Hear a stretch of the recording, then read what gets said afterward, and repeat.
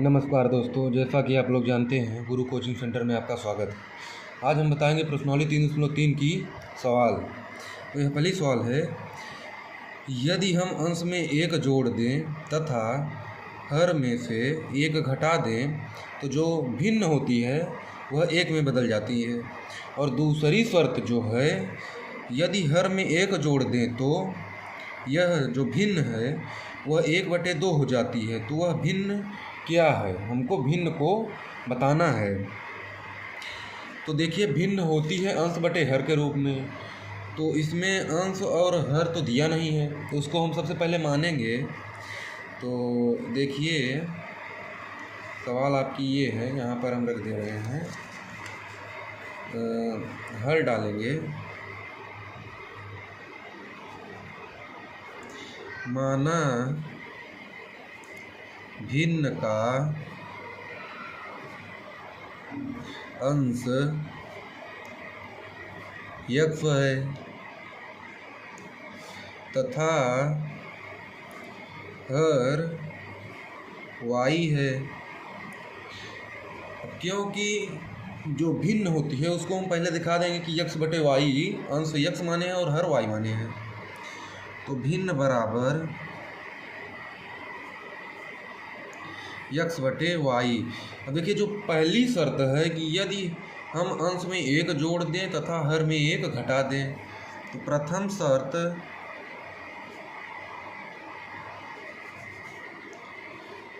x धन, देखिए अंश में एक जोड़ दें धन 1/x, हर में एक घटा दें -1 बराबर भिन्न हो जाती है 1। तो देखिए, हमने बताया था कि जहाँ पर हर में कुछ नहीं दिया होता है वहाँ पर हम एक रख लेते हैं, तो बटे में 1 हो जाएगा। अब ये y है, देखिए ये y है, क्योंकि हर को हमने y माना है तो यहाँ पर y होगा। अब इस 1 का गुणा x धन 1 में करेंगे और 1 का गुणा y -1 में कर देंगे। देखिए, x धन 1 बराबर y -1। अब x, ये y इधर धन में है तो जब इधर आएगा तो माइनस में हो जाएगा, और ये धन, ये ऋण 1 और ये धन 1 है, इधर जाएगा तो -1 हो जाएगा। तो x -y बराबर ऋण 1 जो होगा, ऋण 1 जो होगा वह -2 हो जाए। इसको हम समीकरण 1 मान लेंगे। अब देखिए, जो दूसरी शर्त है, यदि हर में एक जोड़ दें तो यह 1/2 में हो जाती है, 1/2 में बदल जाती है। तो द्वितीय शर्त,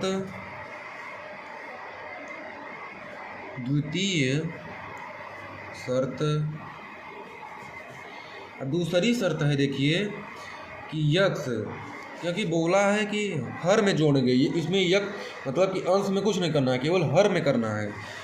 तो बटे में 1 जोड़ दिया जाता है हर में, तो y धन 1 तो भिन्न 1/2 में बदल जाती है। अब 2 का गुणा x में कर दीजिए 2x, 1 का गुणा y धन 1 में कर दीजिए y धन 1। अब 2x इधर धन में y है, इधर आएगा तो माइनस में हो जाएगा बराबर 1। इसको हम समीकरण 2 मान लेंगे। अब देखिए, समीकरण 1 से हमने आपको प्रतिस्थापन भी बताया है, आप वीडियो में जाकर देख सकते हैं उसको। तो समीकरण 1 से,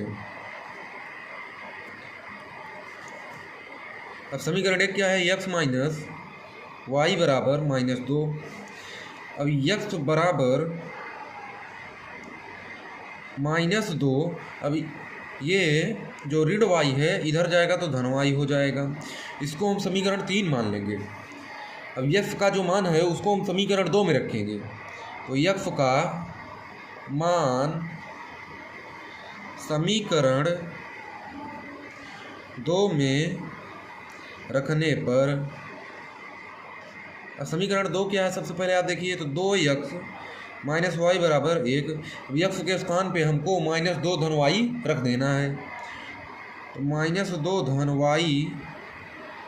y बराबर 1। तो -2 दूनी -4 धन 2y -y बराबर 1। अब देखिए आगे, कि है -4 धन 2y माइनस वाई बराबर 1। अब ये -4 है, धन 2y माइनस वाई, तो धन 2y में से माइनस वाई घट जाएगा तो धन वाई बचेगा बराबर 1। अब इधर जो -4 है उस तरफ जाएगा तो 1 धन 4 हो जाएगा, तो y बराबर 5 होगा। अब इस जो y का हमको मान 5 प्राप्त हुआ है उसको अगर हम समीकरण 3 में रख देंगे तो हमको x का मान प्राप्त हो जाएगा। तो अब हम यहाँ पर देखिए जो y का मान है उसको हम समीकरण 3 में रख देंगे, तो y का मान समीकरण 3 में रखने पर, अब सबसे पहले देखिए समीकरण 3 है क्या। x बराबर -3, x बराबर -2 धन y है। तो देखिए x बराबर -2 धन y का मान 5 प्राप्त हुआ है, तो x बराबर -2 धन 5, x बराबर 3। अब हमको नीचे लिखना है कि अतः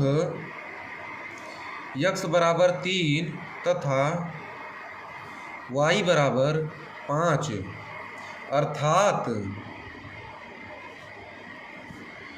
भिन्न हमने जो माना था x बटे y बराबर, अब x 3 है तो 3/5। इसको अगर आप ब्रैकेट में करेंगे, काले मतलब कि काले स्केच से आप इसको ब्रैकेट में कर देंगे तो जो एग्जामिनर होता है उसकी सीधी निगाह इसी ब्रैकेट पे जाएगी, तो उसको मतलब कि कॉपी जांचने में ज़्यादा दिक्कत नहीं होगी। तो यह बोर्ड के लिए अत्यधिक महत्वपूर्ण सवाल है, यह हर वर्ष पूछी जाती है। और इस चैनल को लाइक और सब्सक्राइब करना ना भूलें। हम इस वीडियो में एक ही सवाल लेकर आए हैं क्योंकि कुछ बच्चों को मतलब कि एक सवाल नहीं आती है, बीच से नहीं आती है, जिसके लिए कि कुल पूरा वीडियो ना देखना पड़े, इसलिए हम इसको अलग ही मतलब कि टॉपिक में लेकर आए हैं। धन्यवाद।